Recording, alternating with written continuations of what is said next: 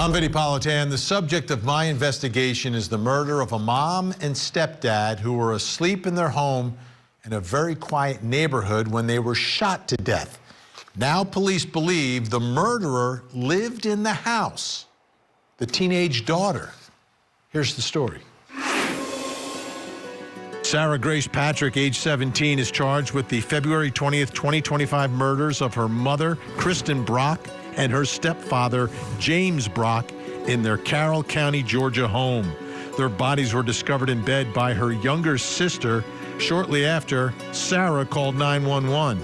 Investigators say they uncovered mountains of physical and digital evidence, leading them to arrest her as an adult.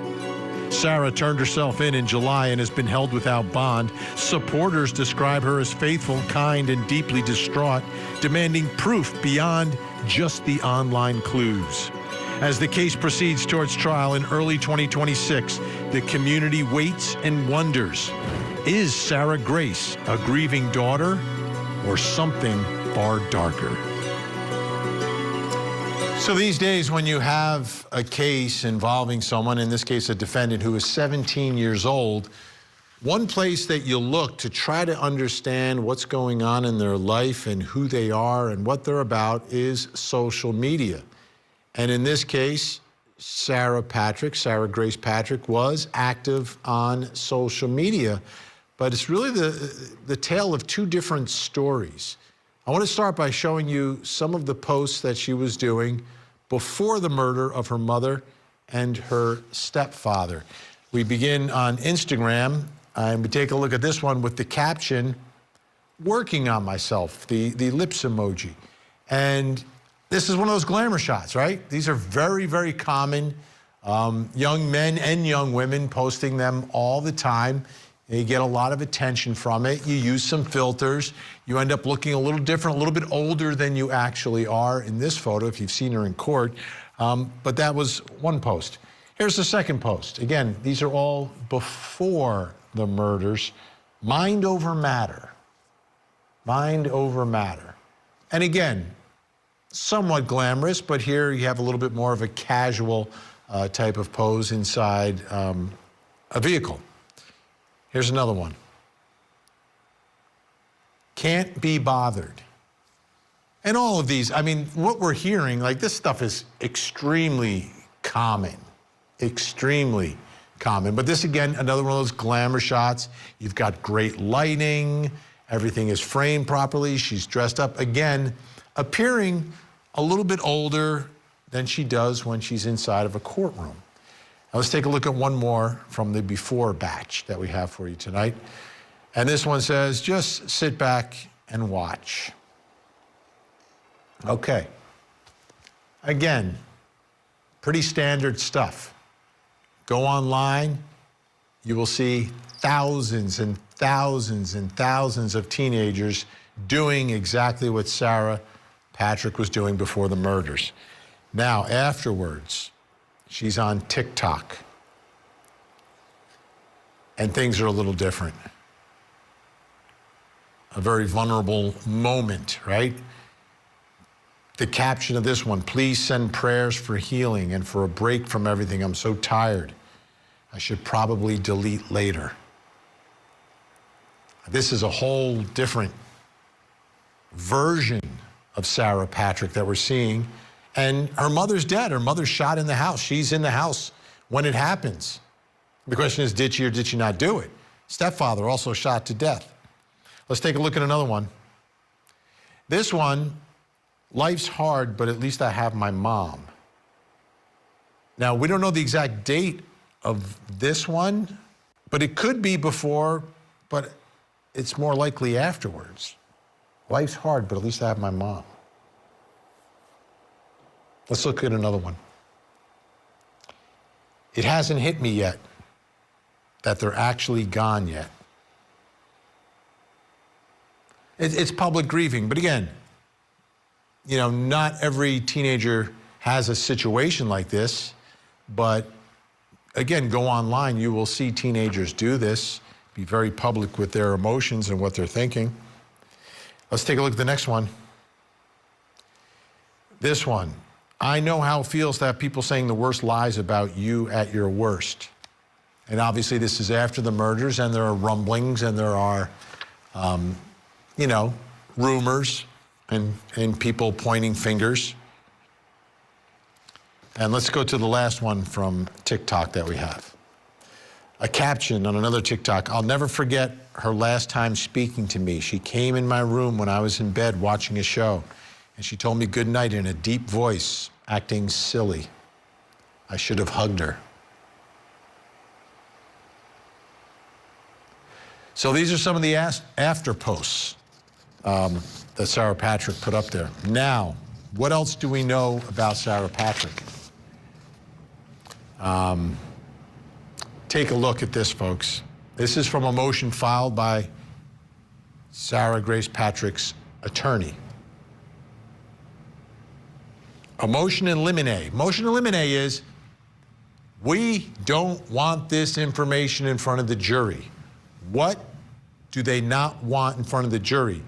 All comments relating to the defendant texting or having sex with other guys, or any reference to the defendant's alleged sexual behavior or promiscuity. All videos, posts, or pictures depicting or alluding to the sexual behavior of the defendant. All comments relating to the defendant's illicit drug use or hiding of drugs or drug paraphernalia. This is what the defense wants to keep out. So it seems that they are perhaps conceding that some of this evidence exists, right? You don't file a motion to preclude stuff if it doesn't exist. You usually don't. Brings us to the first question in our investigation tonight, an important one. Did social media play a role in what happened? I'm also interested, though, in this information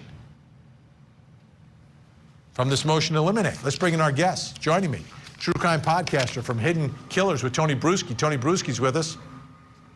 And Georgia criminal defense attorney John Luke Weaver. Great to have you both here. This first question I want to look at from a couple different angles, though, because there's the social media aspect of it, but there's also the defense wanting to limit any evidence of alleged sexual promiscuity and drugs. What role could sex or drugs have played in all of this? Tony Bruschi, I'll begin with you. What role could it play? It could sway a jury one way or another with their assumptions about this person's behavior, with areas of this case that have absolutely nothing to do with the murders here. It's something where you don't necessarily, and this would be common in any case, you're not going to throw pieces of evidence into the jury's lap that are not relating to the crime itself.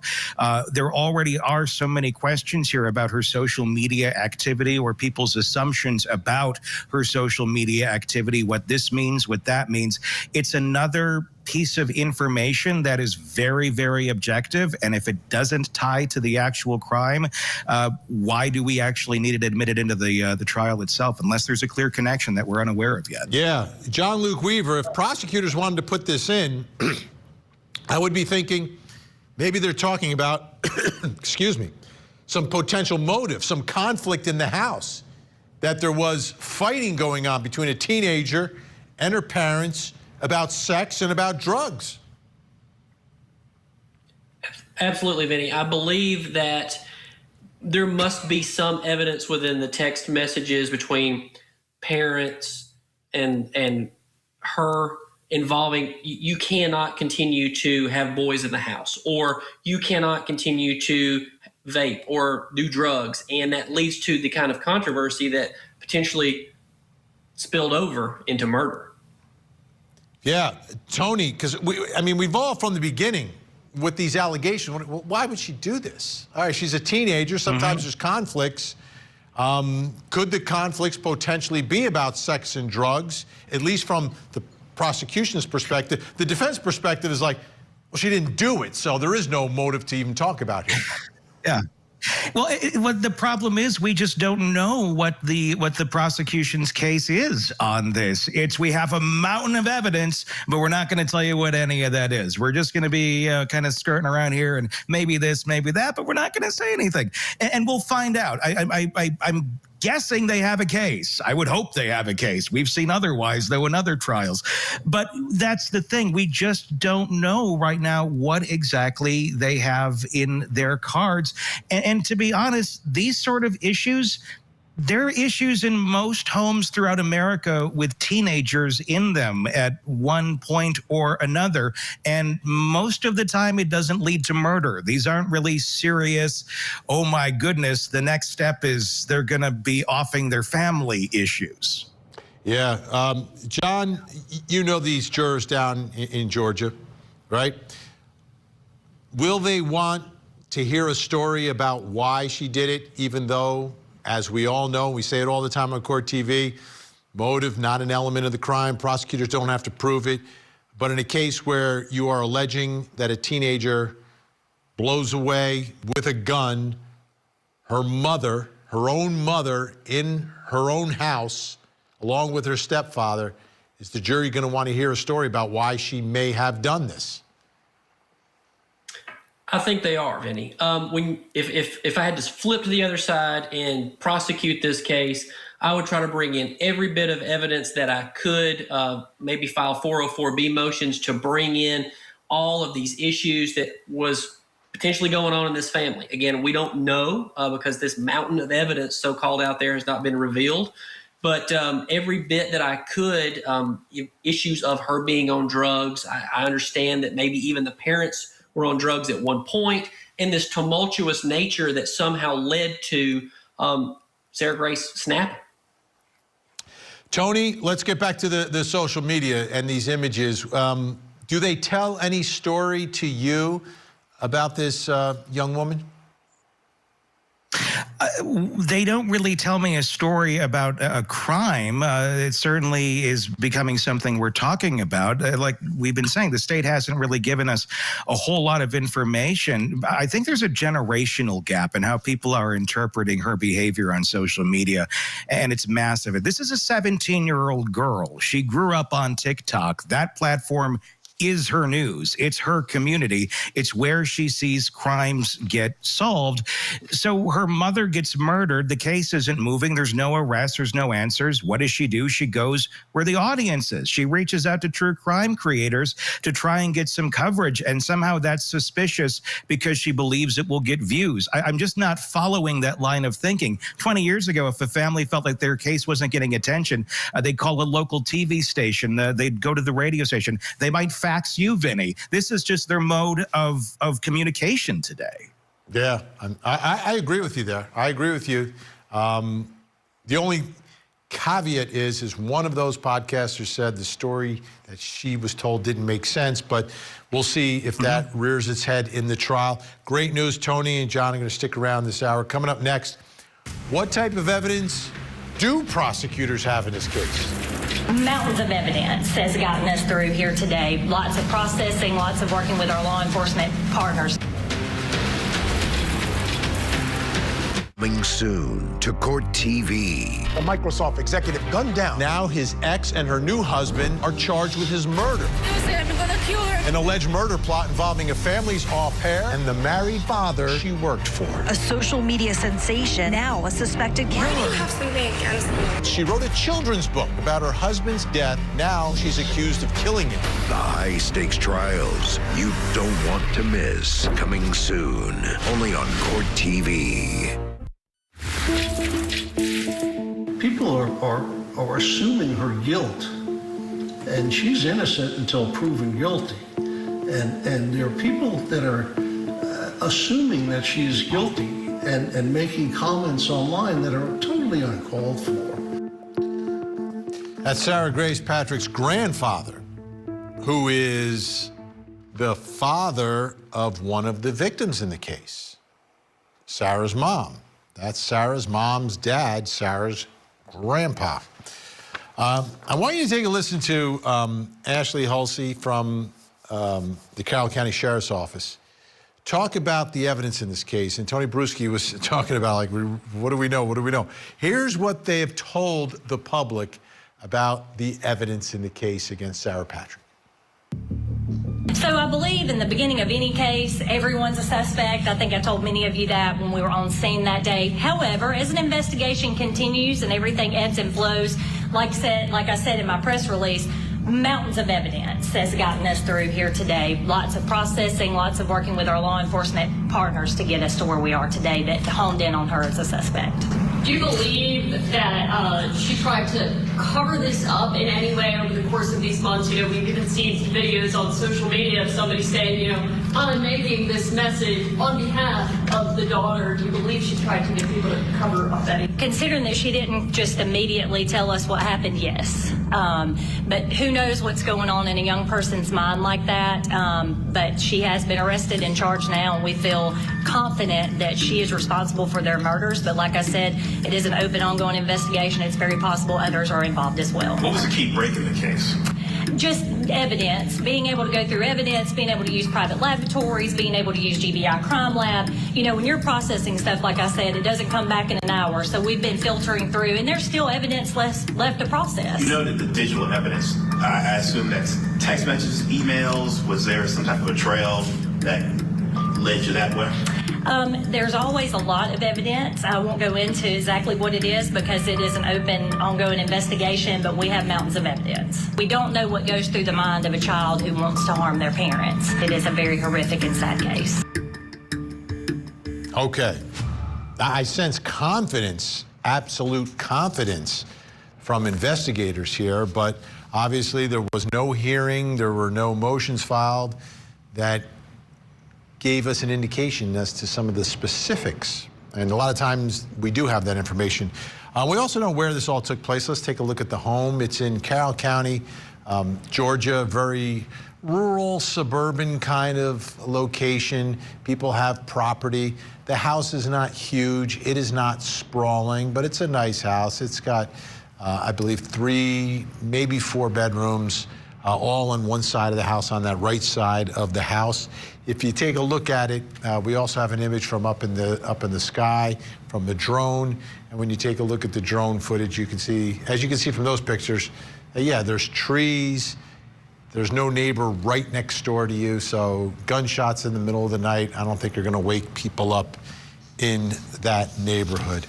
So let's kind of review here about what we do know about this case and what's been made public in terms of evidence or potential evidence. Sarah Patrick's mother, stepfather, found shot to death in their bed. That's Kristen and James Brock. February 2025 at their home in Carrollton, Georgia, Carroll County. Sarah Patrick's 6-year-old sister is the one who discovered the bodies. Sarah called 911 herself, but she was not arrested until July, 5 months later. 5 months it takes to build the case. Investigators say her digital footprint is of interest. The sheriff's office spokesperson didn't rule out more arrests when asked about whether anyone else could be responsible. Now, Dennis Nolan is Sarah's grandfather, and as I mentioned, the father of Sarah's mom, so one of the victims in the case. Here's what he said about the evidence in the case. For them to charge Sarah without,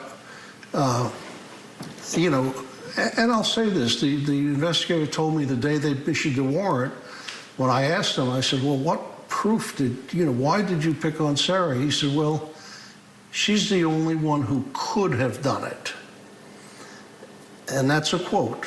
But and that's, to me, that's not enough proof to throw a 17-year-old girl in jail.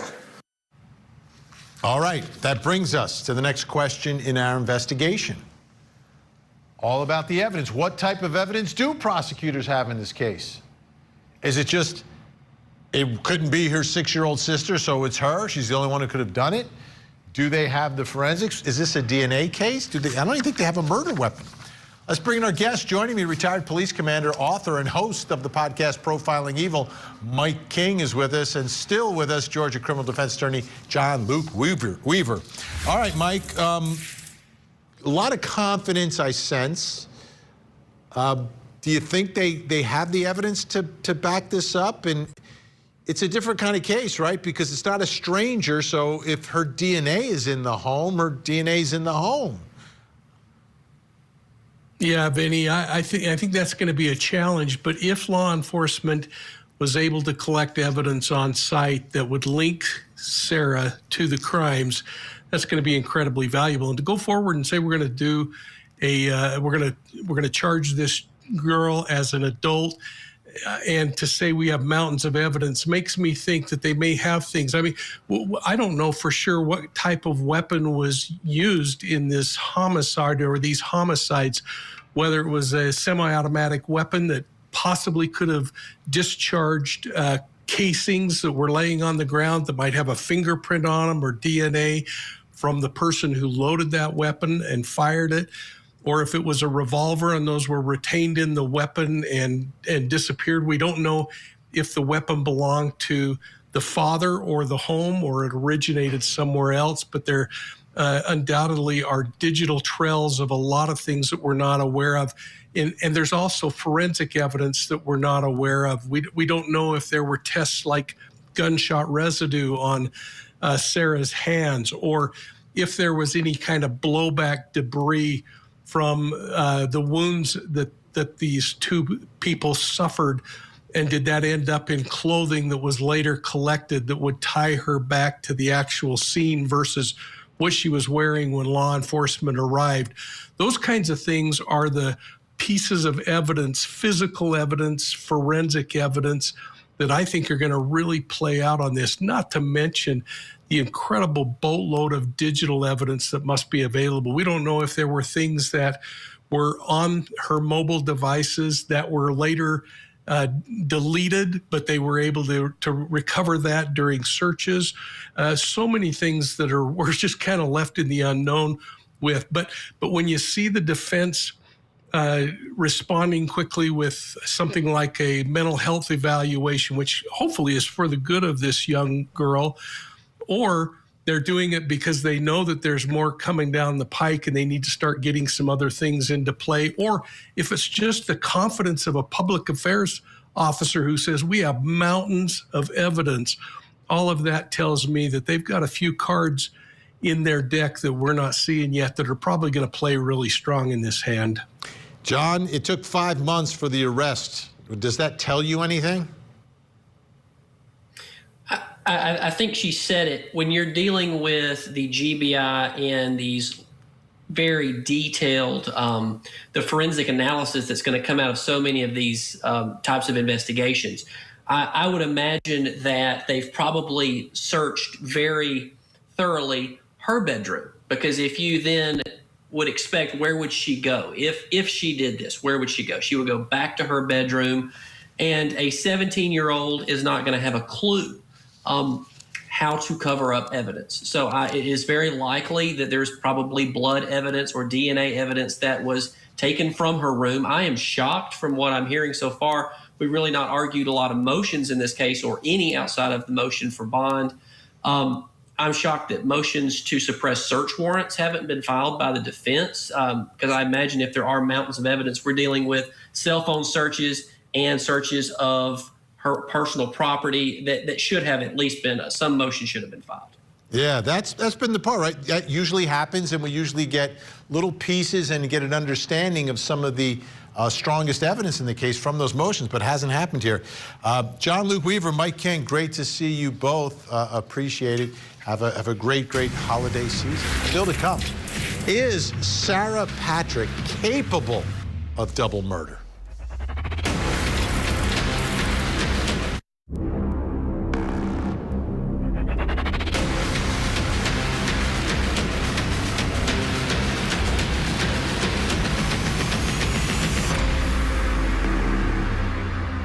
I'm Vinnie Politan. We continue our investigation of the tragic, brutal murder of a couple in Georgia who were asleep in bed The case went unsolved until the shocking moment police arrested the teenaged daughter, whose freckle-faced mugshot went viral.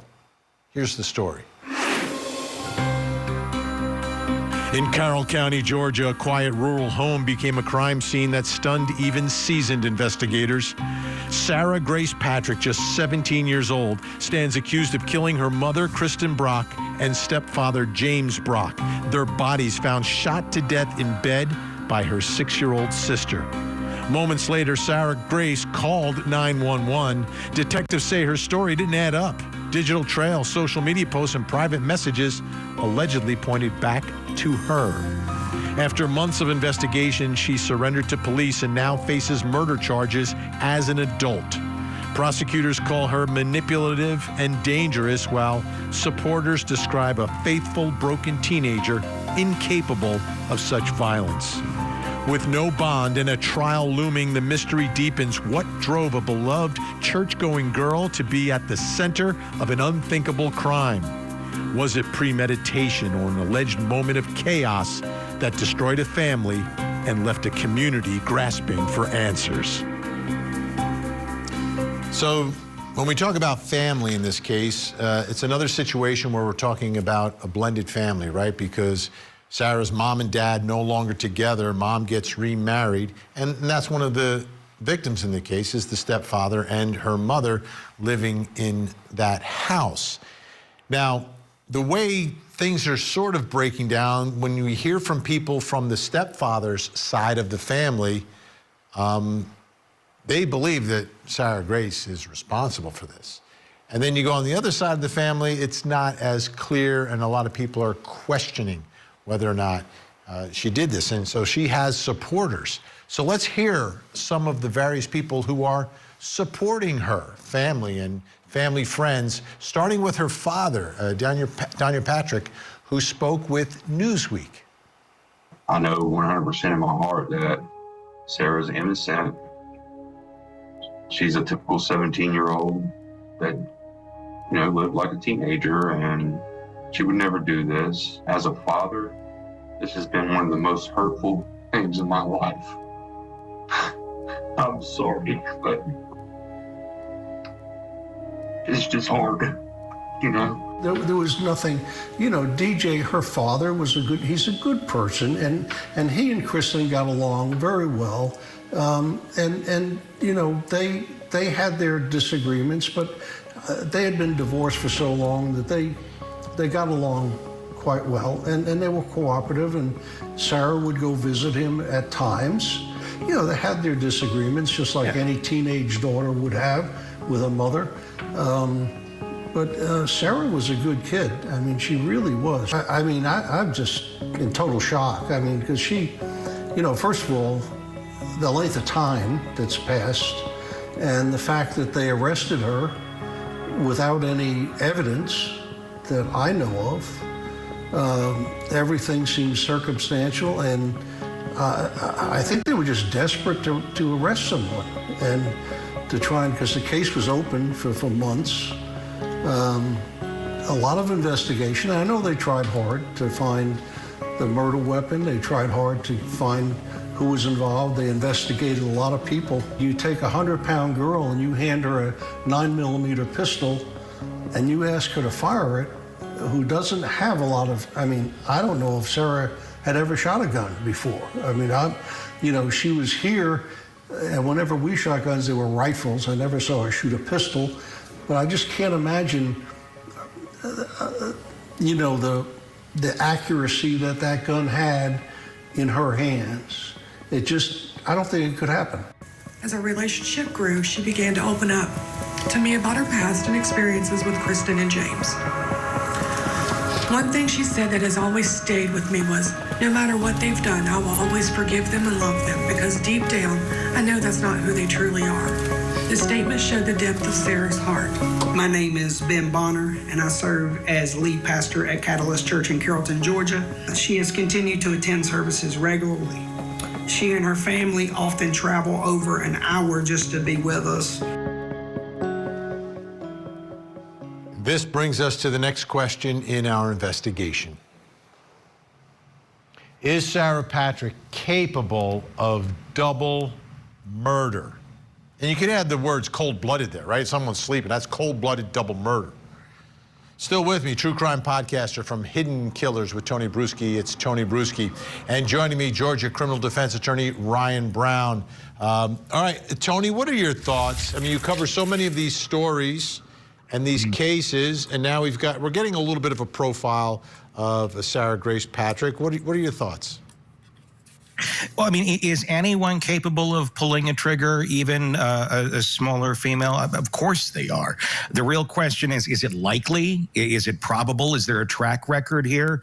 And from what we publicly know right now, because I'm still waiting on the mountains of evidence, I believe there might be something in there that they keep talking about, but won't actually show us as of right now.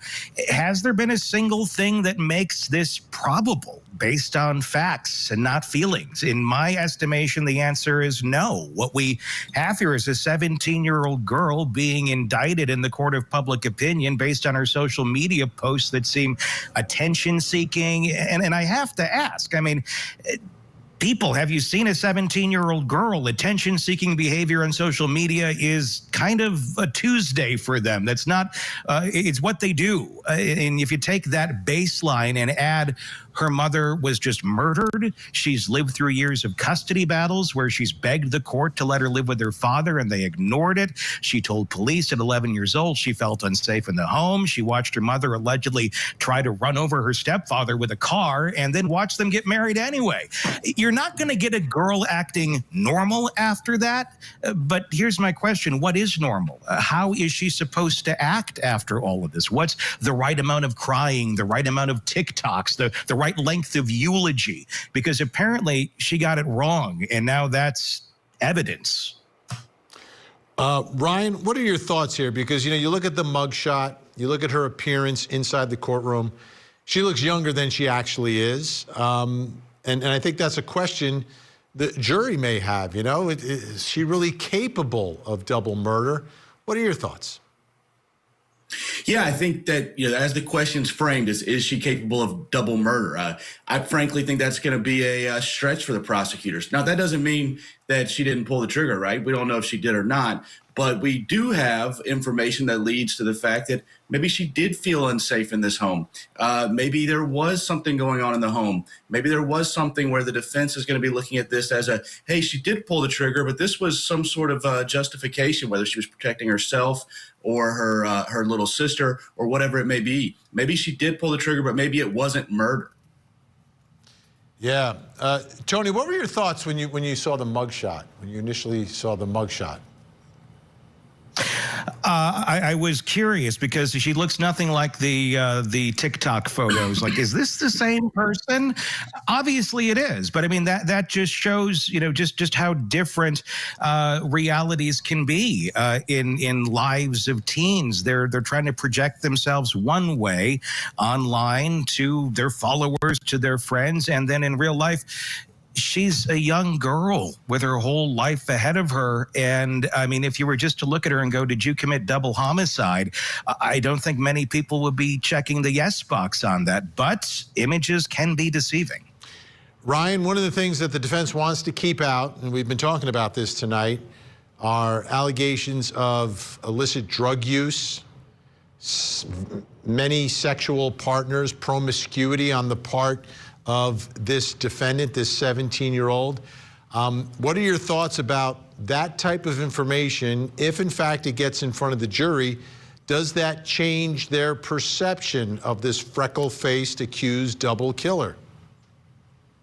Yeah, I think that, you know, any attempt by the state to use evidence like that really reflects on probably weaknesses in their case, right? When we see prosecutors try to turn it into a character battle where they just want to smear this person and make the jury not like them, that's really a risky strategy for the state, because if you look towards appeal or something like that, the appellate courts can look harshly on the state for trying to introduce that type of character evidence. So a lot of times, if the state has a very strong case, as they claim to have in the press. At least we haven't really seen it yet, as far as I've seen.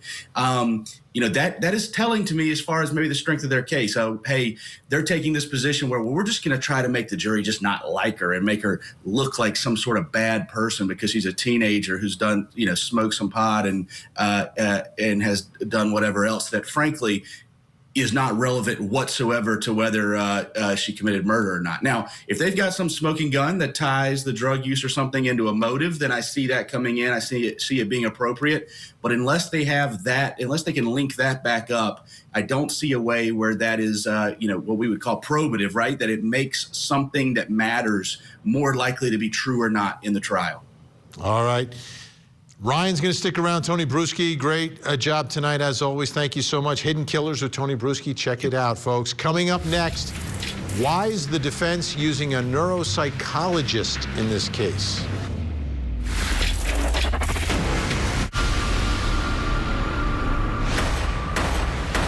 I'm going to ask you a lot of intensely personal questions. From the crime scene to the courtroom, this is Victim to Verdict. Everyone has this heightened sense of anticipation. What a day here at Court TV. Fireworks both inside and outside the courthouse. Let the cameras roll.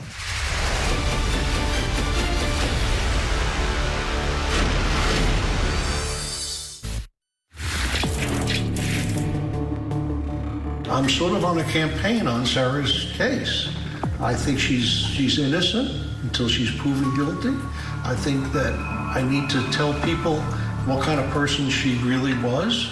I mean, I'm her grandfather. She and I were very close. And she was a wonderful little girl. Sarah Patrick, her grandfather, is convinced.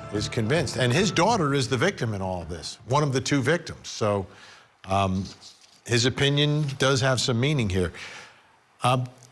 Take a look. In a recent hearing, Sarah Patrick in court, the defense said that they are waiting on a report from a neuropsychologist that they hired. A neuropsychologist. That person did a mental evaluation of Sarah over multiple visits. Prosecutors said the results could lead them to get their own evaluation. And this is the one thing that could delay the trial from beginning right at the start of the new year. Take a listen to the judge and the attorneys talking about it. On August 19th, our office retained the services of Dr. Robert Schaefer, who is a forensic neurologist, neuropsychologist, to evaluate Ms. Patrick. All in all, he's completed the evaluation, but he has not given me a formal written report. Then we'll set it down for the case is set for January 5th. We will proceed on schedule. This is interesting. In a lot of the cases that we cover, when a psych comes in, I hear forensic psychiatrist coming in. But here, it's a different type of expert, I think. And that brings us to the final question this hour. Why is the defense using a neuropsychologist in this case? Neuropsychologist. Joining me, psychotherapist and founder of the Renew Center of Florida and Renew Me, Dr. Lisa Palmer is with us, and still with us, Georgia criminal defense attorney Ryan Brown. Great to have you both with us right now. All right, Dr. Palmer, let me ask you first, neuropsychologist, what does that mean? Is that a different type of expertise here? Well, in the context of a legal case, it'd be very similar to a biopsychosocial, but when they're evaluating the defendant, they're going to be looking at, all aspects and how it relates specifically legally. And a lot of times when they're doing these kind of evaluations, it's a bit more scientific. And so based on that, they're going to be seeing, what was the intent of the defendant, what it was the, cognitive abilities of the defendant, and how did it affect insight and judgment. And that is going to ultimately affect the turnout of the case. So it is really, really important in this case. All right, Ryan Brown, what are your thoughts here about the defense getting this neuropsychologist as an expert? What does it tell you? Why are they doing this? Yeah, there's a couple of things. One, this court, and I practice in this court all the time. This is in my backyard. This judge particularly is going to keep a tight schedule. So the defense definitely had to get ahead of things. And, this is honestly on the quicker end of how quickly you would have an expert in a case probably being able to evaluate someone. But when we're dealing with someone at this age, and where there is at least some hints that there may be evidence of some sort of traumatic or at least a couple, if not more, traumatic events in the past, whether it be witnessing any domestic issues or things that she's been through. We're looking at someone whose age, the brain is not completely developed. We may be trying to evaluate from the defense standpoint how someone of her age would react to certain scenarios, how a 17-year-old's brain may process and react differently to someone who's 37 or 47 or even 27, right? Especially when we start talking about the social media stuff. That's been something that both the law enforcement and the court of public opinion has been really focused on is, hey, this is why is she acting this way? Why does she behave this way, right? That is something that an expert can come talk about, right? Is, hey, this is the brain of a 17-year-old. Are they responding how they should respond? Who gets to decide whether someone's TikTok or Instagram is an appropriate response, right? So there's kind of two ways the defense could be going. Is it, hey, we need to focus on the things that were happening online immediately afterwards and whether they were appropriate or not? Do they tend to make it more true that maybe she did this? Or is it, hey, how she responded to things that have happened in the past to her, and could it have made it more or less likely this case that she did this? Dr. Palmer, how does this evaluation go? How do you get the information? Right. So one of the things is scanning documents and looking at documents that are out there. So they're going to be talking to different officials. They're going to be looking at her history, everything from, her medical and health history to what's happened in school to interviews with family members and friends and people who may have known her to see if she's had some kind of a history, if there's a, documentation of previous records of incidences. They're going to be looking at all of that, and they're going to be doing neurological testing as well, and also seeing if she has a previous, mental health history. So if she had ever been to counseling or had ever had issues regarding, mood instability or substance abuse or, a variety of factors like trauma and how trauma can affect somebody, and if there's any dissociation there, if she's had any instances of that, what her emotional regulation is, what's her memory, and how all of these factors will play a part in sort of the design of this person mentally. And then that's going to help to paint a picture as you're gathering the evidence of what she said or did do or didn't do in the eulogy and online and whatnot. It will paint a better picture of what's going on. More of an explanation. Yeah, that makes sense. So it's not necessarily going to be an admission that she did it. It can be explaining some of the surrounding behavior. Great job tonight, Dr. Lisa Palmer. Great to have you here. Ryan Brown, thank you so much. This trial is set to go in the beginning of the year unless this new wrinkle that we're talking about right here involving this neuropsychologist completely changes the case. Will it go from someone else did it to some mitigating factor that attempts to explain some of this behavior? If so, that may be a completely different trial. Of course, we'll cover it. I'm Vinnie Politan. We'll keep digging for the answers as the investigation continues.